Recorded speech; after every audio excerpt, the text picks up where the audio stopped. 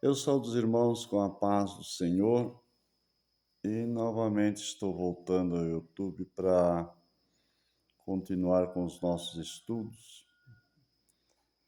Confesso que eu estava fazendo sobre o Apocalipse e parei no capítulo 6 e o versículo 1, quando eu comecei a falar sobre o anticristo. Mas dei uma pausa, porque o Espírito Santo me inquietou e a partir de então, eu tive uma preocupação, eu creio que da parte de Deus, né, sobre a igreja do Senhor. E eu comecei a gravar ali para um grupo de irmãos e até um grupo a qual eu pertenço, para falar sobre o que nós estamos fazendo em prol da Igreja do Senhor nessa era tão complicada, difícil, como está, qual é o comportamento da igreja. E agora aqui, irmãos, não estou falando de denominação ou instituição religiosa, mas estou falando assim no sentido geral, porque a igreja é mística, de cada grupo de pessoas, Deus vai levantar pessoas para, no dia do arrebatamento da igreja, quer seja antes da grande tribulação, no meio, após, ou mesmo aqueles que vão ficar, mas a misericórdia de Deus ainda os pode livrar,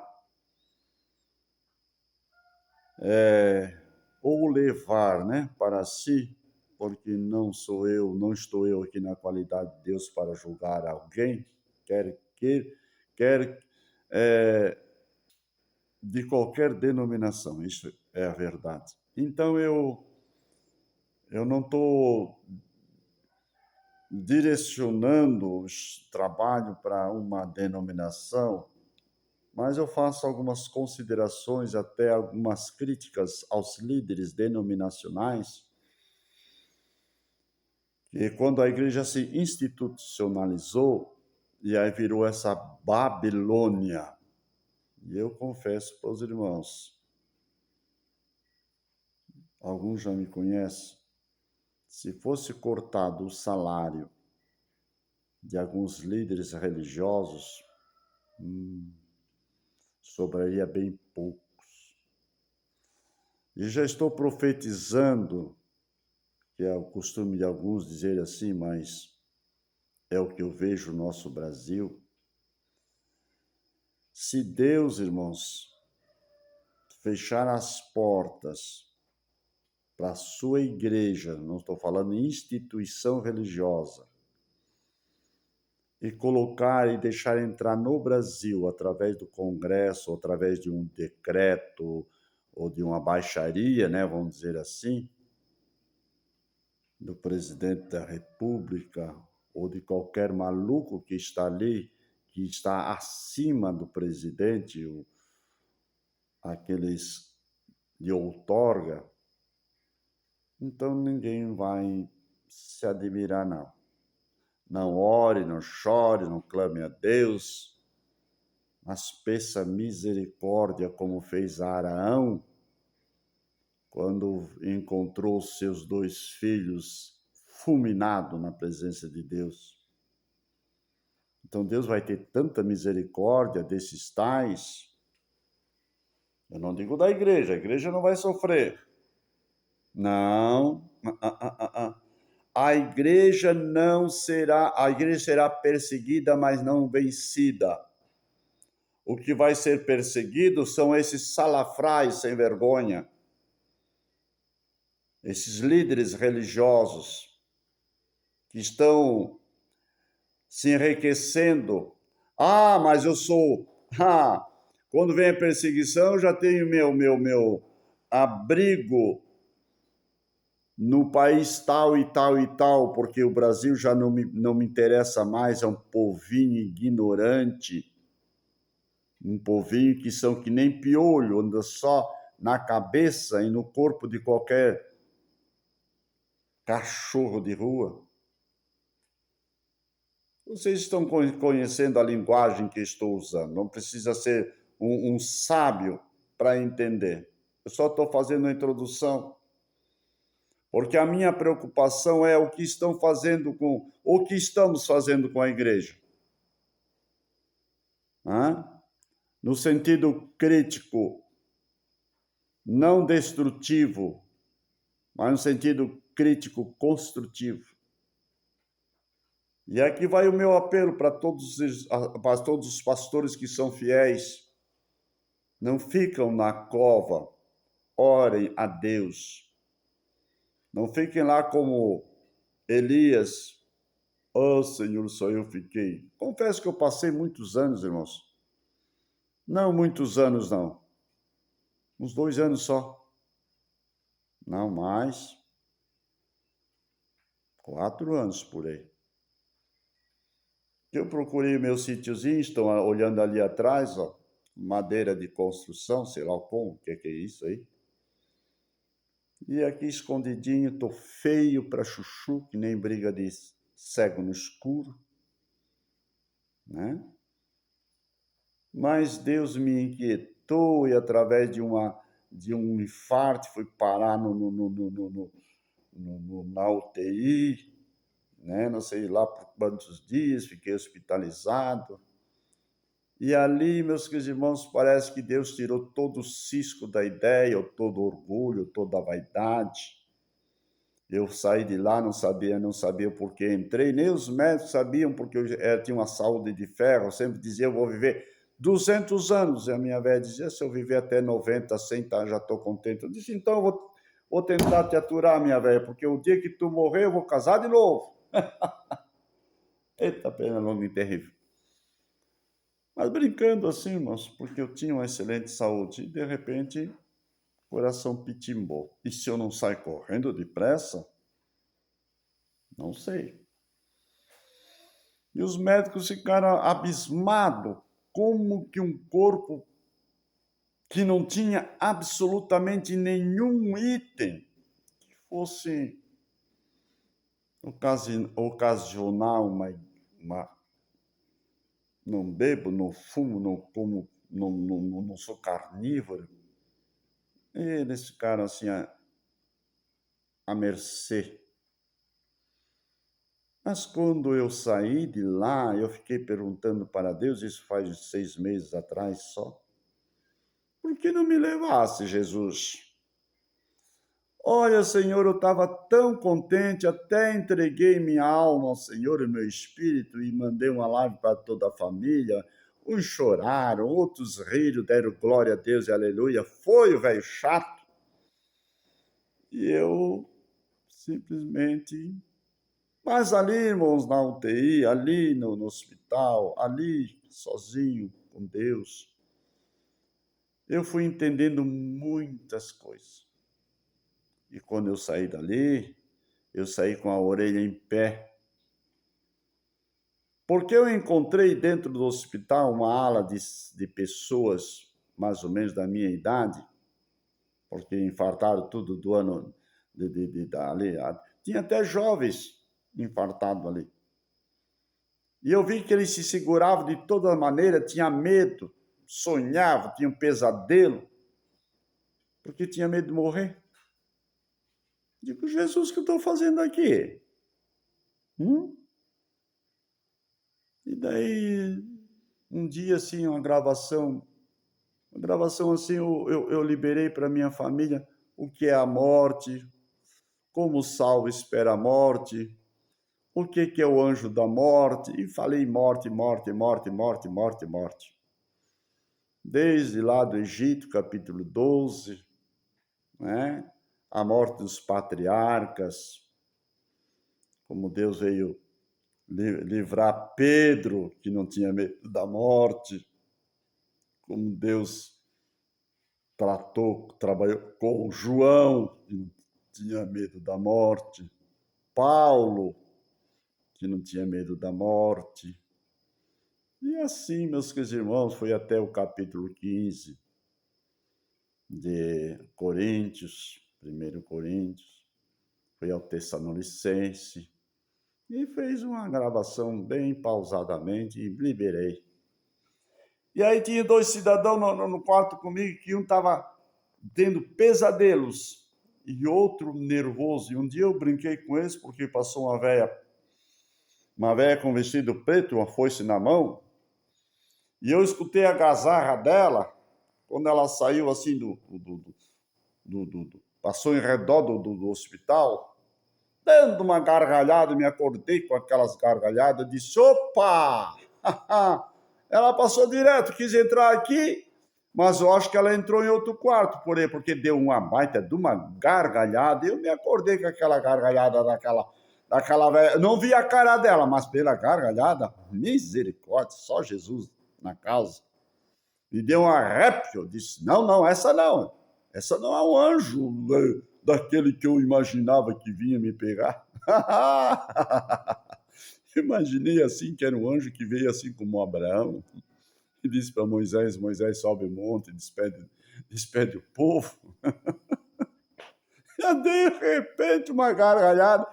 Ixi, me deu um medo santo. E eu conversando com os irmãos.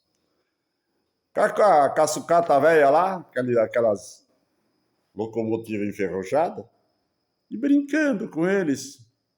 E deu um medo neles. Mas tudo bem, passou.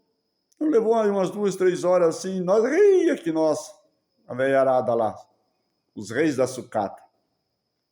E de repente veio a enfermeira, por que vocês estão rindo? Eu digo, eu estou rindo porque eu estou falando para eles aí, e passou uma velha essa noite com a foice nas costas e deu umas risadas por aí, que eu cheguei a me acordar da risada da piriguete. Ela disse, meu Deus do céu, aconteceu isso mesmo? É verdade, minha filha. Eu disse, o que eu vou inventar para quê? Só para dar risada? Aí ele disse, não, é que do outro quarto morreu uma velhinha ali. Jesus. Botei fogo no mundo. Sabe o que aconteceu? De noite ninguém dormia de janela aberta.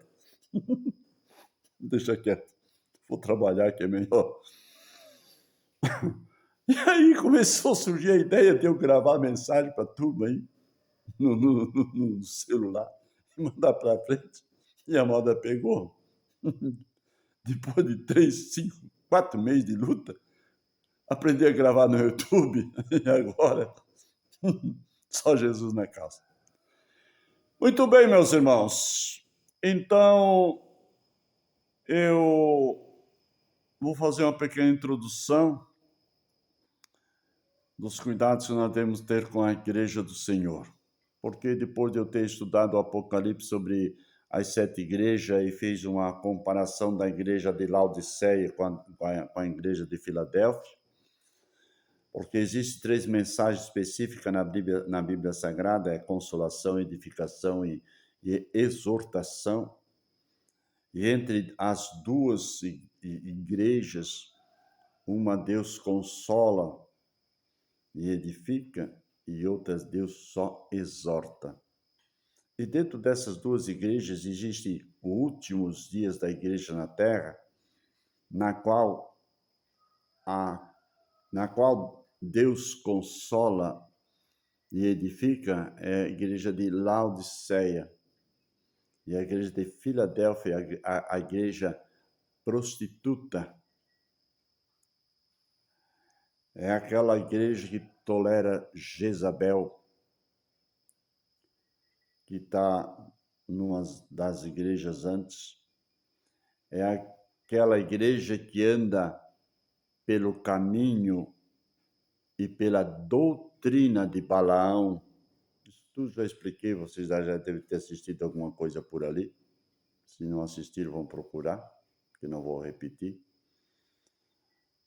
E eu, cada vez que eu ministro a palavra de Deus, me dá uma preocupação a mais. Eu disse, meu Deus, já estou com quase 70 anos, já estou que nem uma locomotiva enferrujada, só que ainda não descarrilhei, ainda estou em cima dos trilhos.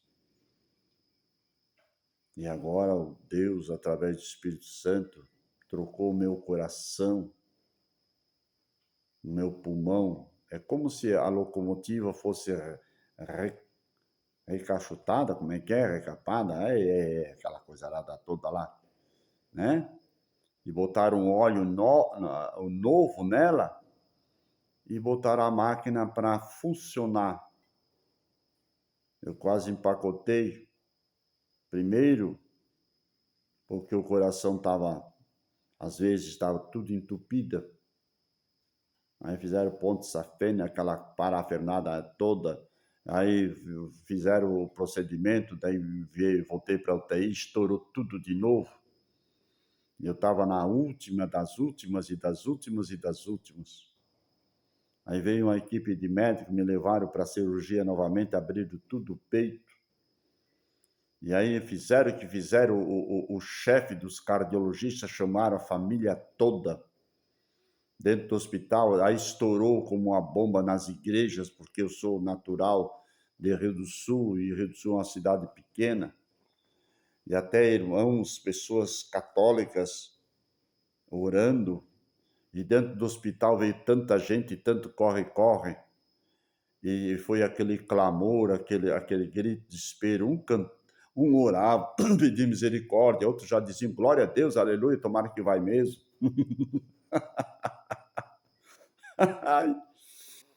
E veio a família toda e amigos e ficaram lá até que... Isso foi das primeiras horas da manhã até altas horas da noite, não me lembro quando que ele voltou e disse: vocês podem retornar porque ele está reagindo o corpo dele. E sabe o que aconteceu na cirurgia? Depois eu fiquei sabendo. É importante vocês saberem, irmãos, porque pode acontecer com qualquer um de vocês.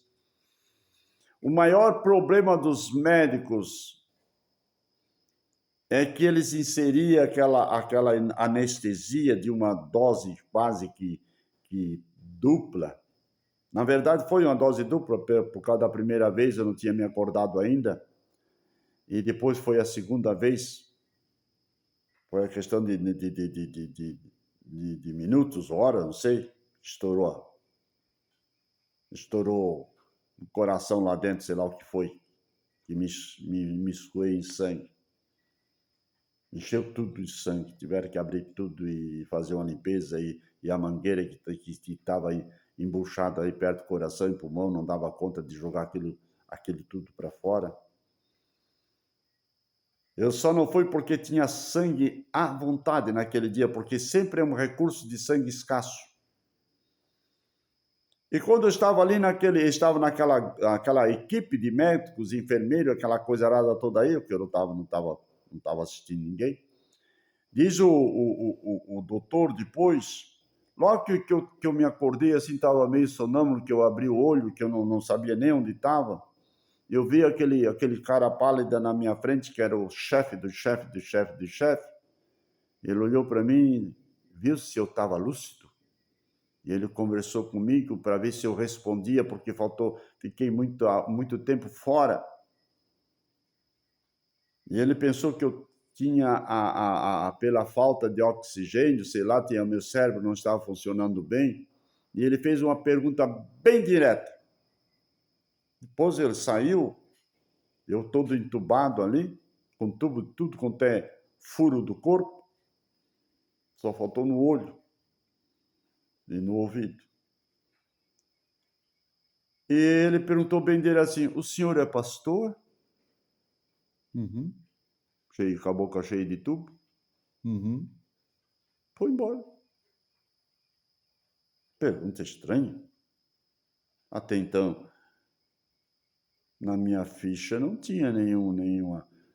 Consta como evangélico. Na verdade, nem tenho carteira de pastor, porque hoje em dia ter o nome de pastor não é diferente hoje do que 30 anos atrás. Foi embora.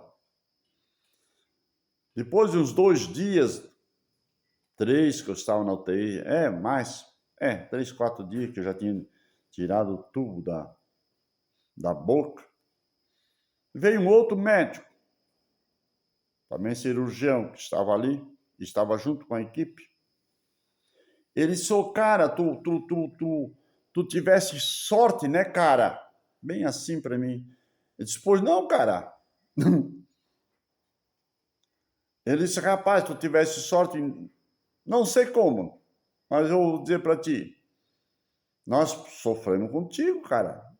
Tu não ia e não voltava, tu não saía do... Tava emperrado aí, parece uma patrola quebrada, ele falou assim, que é bem pesada, né?